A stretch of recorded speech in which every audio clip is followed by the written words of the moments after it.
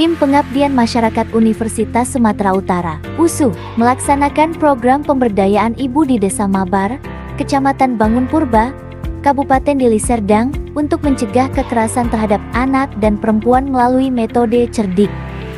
Tim Pengabdian Masyarakat dari Fakultas Keperawatan, USU, bekerja sama dengan Lembaga Himpunan Serikat Perempuan Indonesia, Hapsari, sebagai mitra kegiatan pengabdian masyarakat.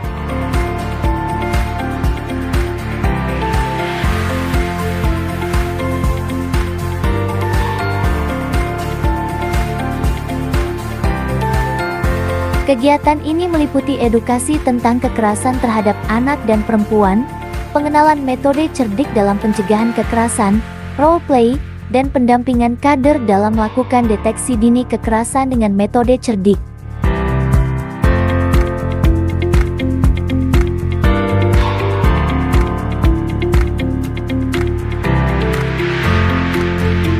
Kegiatan ini bermanfaat bagi ibu untuk melakukan deteksi dini tanda-tanda kekerasan dan berani mengambil langkah pencegahan demi keselamatan diri dan anak, serta mampu mengatasi dampak jangka panjang kekerasan.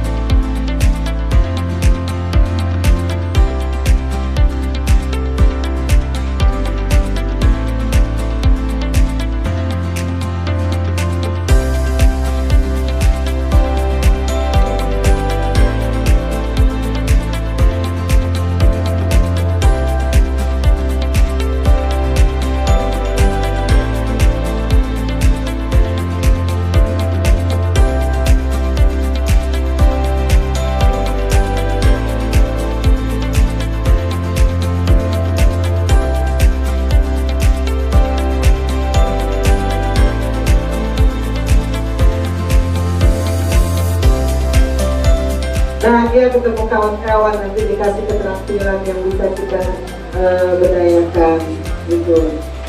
Nah, sekarang kalau untuk kita sendiri yang usia-usia seperti saya, ini kan masih usia dikatakan usia produktif. Jadi tanggung jawab orang tua terhadap anak itu salah satunya adalah memberikan pendidikan. Memberikan pendidikan anak itu setinggi-tingginya kalau bisa, ya, setinggi-tingginya sesuai dengan kemampuannya. Sampai mau S1, S2 dan seterusnya, kalau anak itu mampu, berikanlah itu. Saya mau tanya, sebelum jauh melangkah, ini hari anak. Sebenarnya usia anak itu menurut undang-undang atau KPPA itu usia berapa sampai berapa tahun ya? Yang harus kita pergi pendidikannya.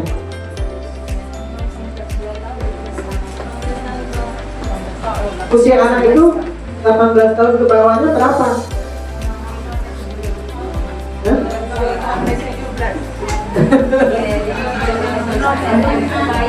Baik. Jadi 18 sampai 2 tahun. Itu 18 sampai 2 tahun.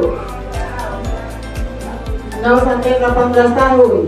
Sejak dari dalam kandungan sampai usia di bawah 18 tahun. Itulah usia anak. Iya, usia anak.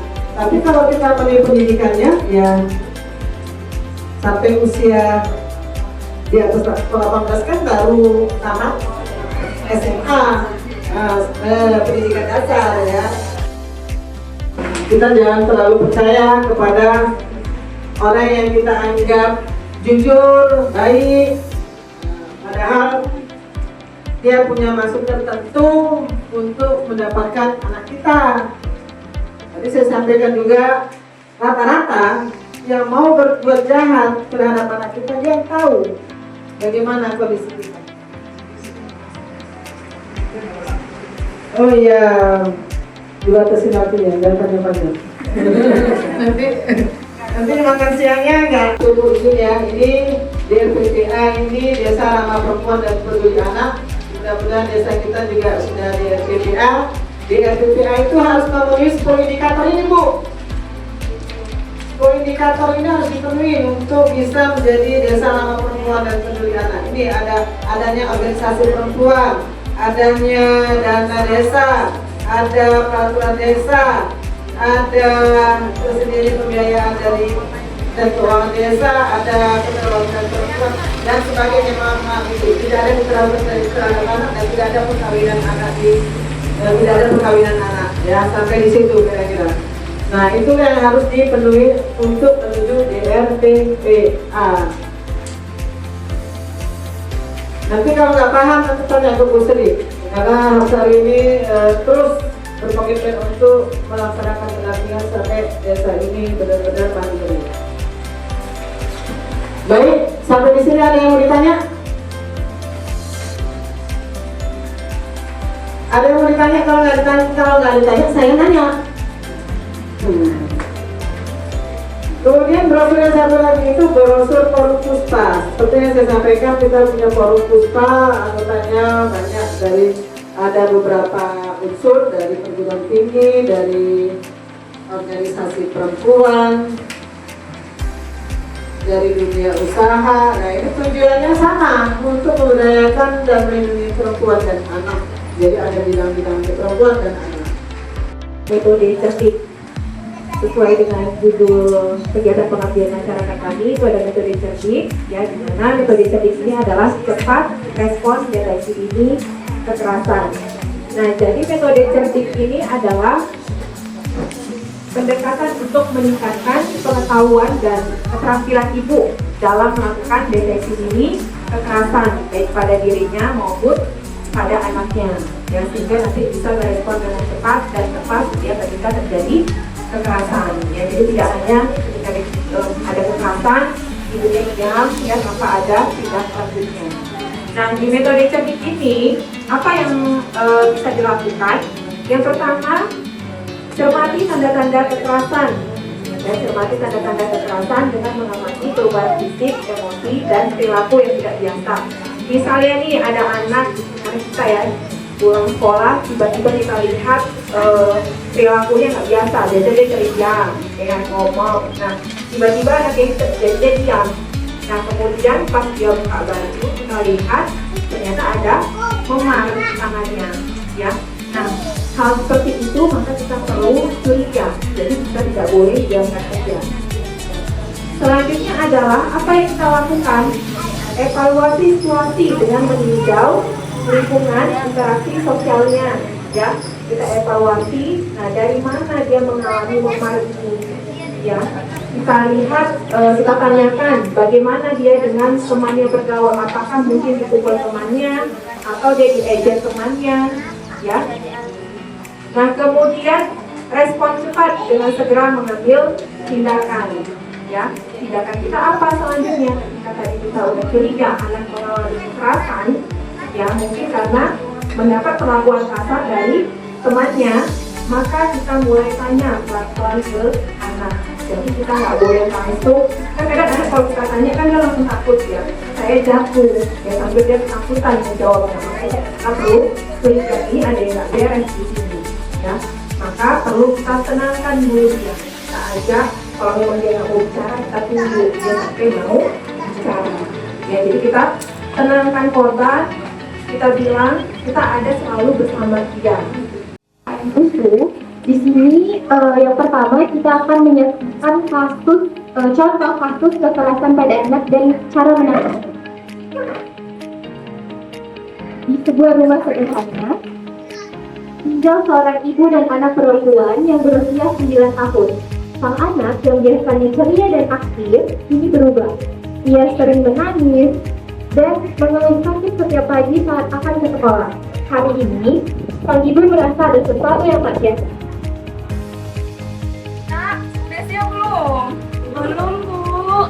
Aduh, pertama kali sih ini Ibu udah nyiapin nih sarapan kesukaan kamu. Kok kamu belum ganti baju? Kenapa? Oh, kenapa? Biasanya kamu semangat di sekolah. Apa sakit, Nak? Apa kenapa? Ya, Bu, di sekolah sakit banget. Terus, Bapak juga pusing, Bu. Ya Allah, baru kemarin baik-baik aja sih Ibu periksa. Kenapa, sayang? Kok ada memar ini di tanganmu? Kakak jatuh Bu di sekolah. Ibu mulai merasa ada yang tidak beres.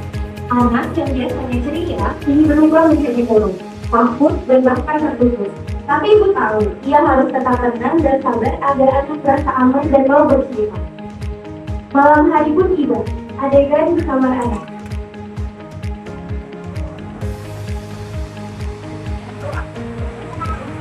Nah, Ibu tahu, kamu sebenarnya lagi menyembunyikan sesuatu kan sama Ibu. Ibu janji nggak akan marah sama kamu. Bisa nggak kamu ceritakan sama Ibu? Kamu kenapa, Nak? Kenapa itu tanganmu? Di sekolah, kakak kena bully, Bu. Kakak kena bully sama teman kakak, Bu. Mereka pukul kakak. Mereka juga dorong kakak, Bu. Mereka ngejek-ngejek kakak juga, Bu. Terus bekal yang kakak bawa dari Ibu juga diambil, Bu. Baru semakin cerita, Nak. Kakak nggak bilang sama Ibu. Ya Allah. Kakak takut, Bu. Takut dimarahin. Terus kakak juga takut makin dibully, Bu. Udah nggak apa-apa. Sekarang Ibu udah bangga sama kakak. Kakak berani cerita sama Ibu. Kita cari jalan keluarnya sama-sama ya, Nak. Besok Ibu datang ke sekolah. Ibu bicara sama pihak sekolah supaya kakak berani lagi datang ke sekolah. Udah nggak usah dipikirin, anak. Tidur ya. Kini akhirnya sang anak berani terbuka. Tindakan ibu yang tenang dan penuh pasti membuat anak merasa aman. Kekerasan pada anak, baik fisik maupun verbal, bisa berdampak pada kesehatan mental, baik emosional mereka. Maka penting bagi orang tua, guru, dan masyarakat untuk peka dan bertindak cepat.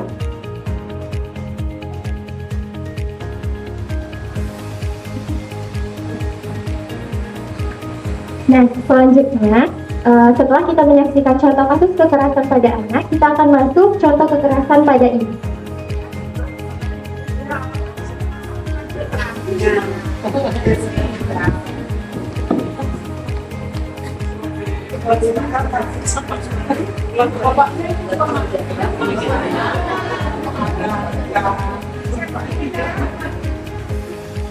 balik pintu sebuah rumah kecil, seorang ibu menyimpan luka yang sangat dalam.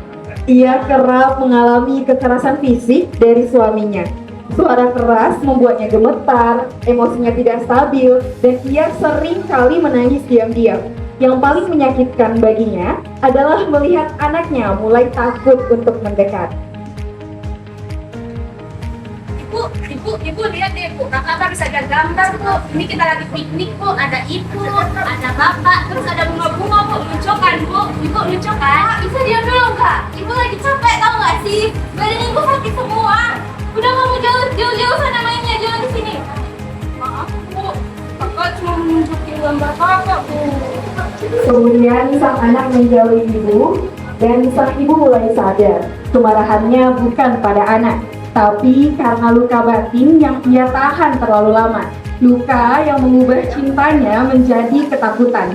Ia tahu bahwasanya diam bukan pilihan. Kemudian di malam hari, anaknya menyampiri ibunya kembali. Bu, kenapa sih Bu? Ibu itu marah ya sama kakak. Aku nggak tahu harus gimana. Soalnya kakak lihat ibu teriak-teriak terus Bu. Jadinya kakak takut Bu. Oke, ibu ya sekarang kakak nggak yang salah. Ibu janji supaya ibu akan cari cara supaya kita bisa keluar dari rumah.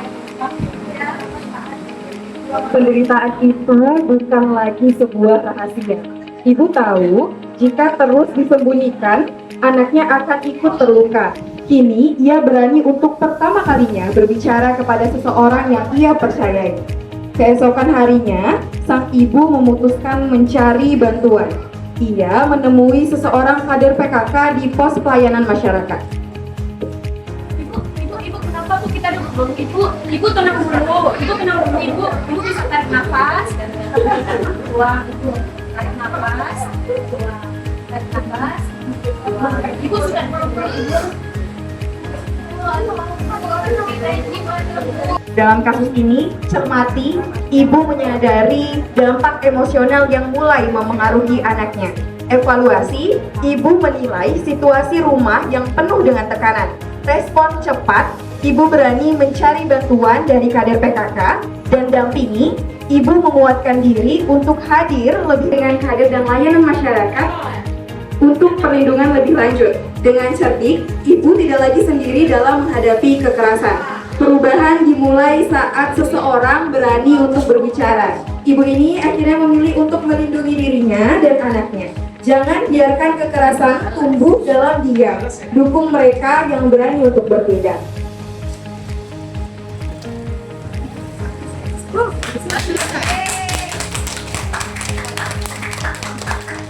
Berani berbicara, berani melindungi. Lindungi ibu, lindungi anak. Stop kekerasan pada ibu dan anak. Terima kasih.